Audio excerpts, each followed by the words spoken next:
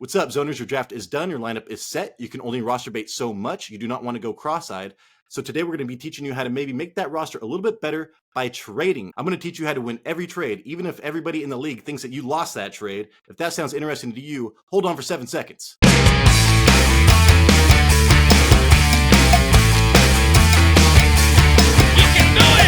What's up, zoners? This is Tyler, Big Turd Ward, and Banjo, the dog, coming at you live from my garage. And this is the Fantasy RZ.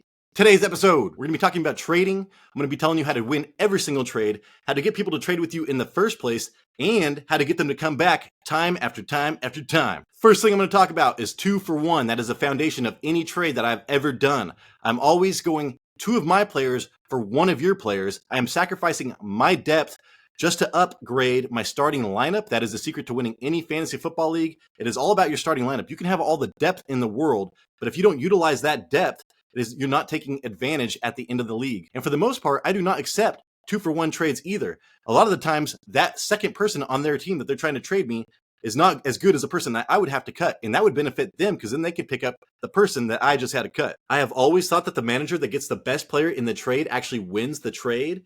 And 2 for 1 is a way to guarantee that you get the best player in the trade. So when I say win every single trade, I'm talking about 2 for 1. Step number 2, do not lowball. It's just like anything else in life, man. If somebody comes at you and throws some shitty offer at you, you are way less likely to accept it and to come back, again and again, and to accept the second offer, the third offer. It sucks, dude. We are trying to rob a bank here. This is Point Break. So we are trying to rob, the cash registers. We are not going back to the vault. We are 90 seconds and out. That's what you want to do in trading. If somebody lowballs you, send them your kicker and your defense for the starting quarterback. Step number 3, sell the trade. So we're talking research, get all your positive points together about the people that you want to trade, get all your negative points together about the people that you want to trade for. And hey, also this is like, this is how you research the teams that you want to trade for anyways. Maybe a team has, 2 top tier quarterbacks and you don't really have a top tier quarterback.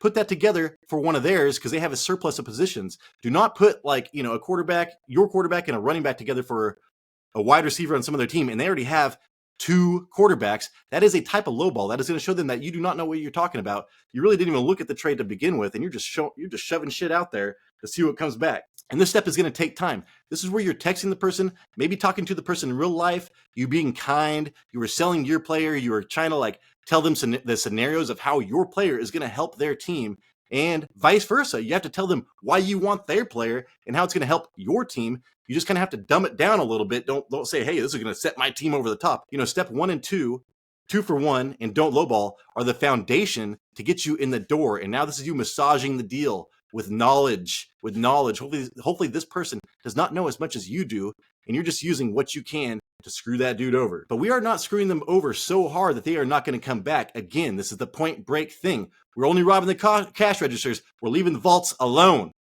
Unless we're moving to Bali, we got caught by the cops, then we're just taking everything. If we're leaving that league, we're taking all that guy's shit.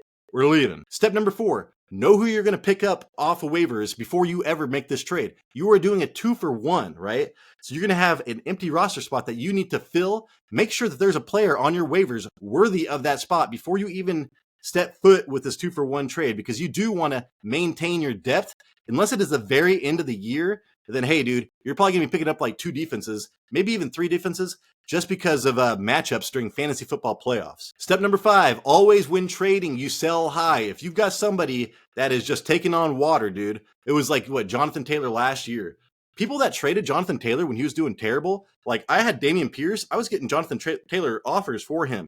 They, if I would have done that, that Jonathan Taylor guy would have got screwed because he actually did well in the fantasy playoffs. He started getting 20 points. Oh, he actually got injured again in fantasy playoffs. But still, dude, Dameon Pierce was terrible. So you want to sell your assets when they are high, especially after week 1, dude. Jason and I were just talking about Kyle Ogletree or whatever for the Cowboys. He got 3 touchdowns that 1 year. You never heard from him again. It's almost like Sammy Watkins, dude. You draft Sammy Watkins, you wait till week 1, he gets 2 touchdowns and 200 yards, then you trade his ass to somebody else. So right now, week 1 is super important, I think, for trading because people are so nervous.